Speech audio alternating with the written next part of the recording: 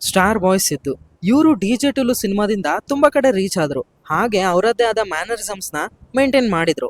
ಟಿಲ್ಲು square ಕೂಡ ಬಂತು, ಅದು ಕೂಡ ಹಿಟ್ ಆಯ್ತು. ರೀಸೆಂಟ್ ಆಗಿ ಬಂದ ಜಾಕ್ ಸಿನಿಮಾ ಅಷ್ಟೇನು ಚೆನ್ನಾಗಿ ವರ್ಕೌಟ್ ಆಗಿದ್ದಿಲ್ಲ. ಬಟ್ ಇವತ್ತು ರಿಲೀಸ್ ಆದ ತೆಲುಸುಕದ ಸಿನಿಮಾ ಹೇಗಿದೆ, ನನಗೆ ಏನ್ ಅನಿಸ್ತು, ಬನ್ನಿ ಎಲ್ಲ ಮಾತಾಡ್ಕೊಂಡು ಬರೋಣ. ಸಿನಿಮಾದ ಆನ್ಲೈನ್ ವಿಚಾರಕ್ಕೆ ಬಂದ್ರೆ ಇಲ್ಲಿ 3 ಕ್ಯಾರೆಕ್ಟರ್ ಇದೆ. ಕತೆ ಇವ್ರ ಸುತ್ತಾನೆ ನಡೆಯುತ್ತೆ. ವರುಣ್, ರಾಗ, ಅಂಜಲಿ.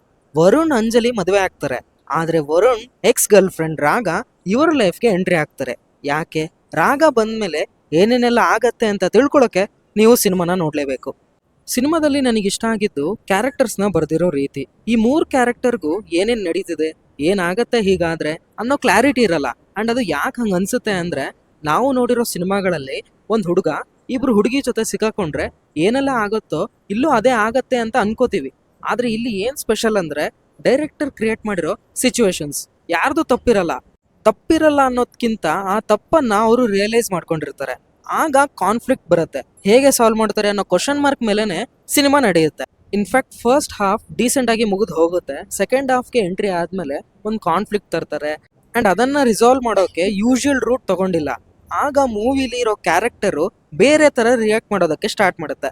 ಸೊ ನೋಡ್ತಾ ನೋಡ್ತಾ ಈ 3 ಕ್ಯಾರೆಕ್ಟರು ಸಿನಿಮಾದಲ್ಲಿದೆ, ಅವ್ರ ಲೈಫ್ ಹೀಗಾಗಿದೆ, ಏನಾಗತ್ತೆ ನೋಡೋಣ ಅನ್ನೋ ಫೀಲಿಂಗ್ ಬರುತ್ತೆ. ಅಂಡ್ ಈ ಎಲ್ಲಾ ಪಾಯಿಂಟ್ಸು ಸಿನಿಮಾನ ಎಂಗೇಜಿಂಗ್ ಆಗಿ ಇಡೋದಕ್ಕೆ ಹೆಲ್ಪ್ ಮಾಡಿದೆ.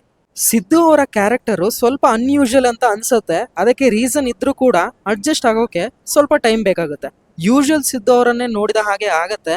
ಆದ್ರೆ ಕ್ಯಾರೆಕ್ಟರ್ ಅಲ್ಲಿ ತುಂಬಾ ಶೇಡ್ಸ್ ಇದೆ, ತುಂಬಾ ಎಮೋಷನ್ಸ್ ಕನ್ವೆ ಮಾಡಬೇಕು, ಚೆನ್ನಾಗಿ ಹ್ಯಾಂಡಲ್ ಮಾಡಿದ್ದಾರೆ. ರಾಶಿಕಣ್ಣ ಹಾಗೂ ಶ್ರೀನಿಧಿ ಶೆಟ್ಟಿ ಅವರ ಪಾತ್ರ ಕೂಡ ಚೆನ್ನಾಗಿದೆ. ಶ್ರೀನಿಧಿ ಶೆಟ್ಟಿ ಅವರ ಪಾತ್ರ ಚೆನ್ನಾಗಿ ಎಂಡ್ ಆಗುತ್ತೆ.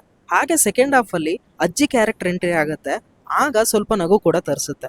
ನೆಗೆಟಿವ್ ವಿಚಾರಕ್ಕೆ ಬಂದ್ರೆ, ಈ ತರ ಲವ್ ಸ್ಟೋರಿನ ಹೇಳುವಾಗ ಎಮೋಷನಲ್ ಕನೆಕ್ಟಿವಿಟಿ ತುಂಬಾ ಇಂಪಾರ್ಟೆಂಟ್. ಆದ್ರೆ ಇಲ್ಲಿ ಆ ಕನೆಕ್ಷನ್ ಸ್ವಲ್ಪ ಮಿಸ್ ಆಯ್ತು ಅಂತ ಅನಿಸ್ತು.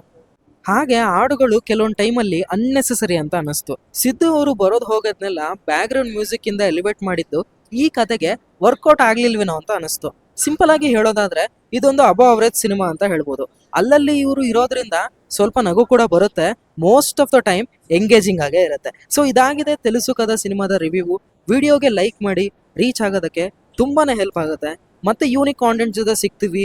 ಅಲ್ಲಿವರೆಗೂ filmy stuff by Nehal channel ಕಡೆಯಿಂದ ಬಾಯ್ ಬಾಯ್.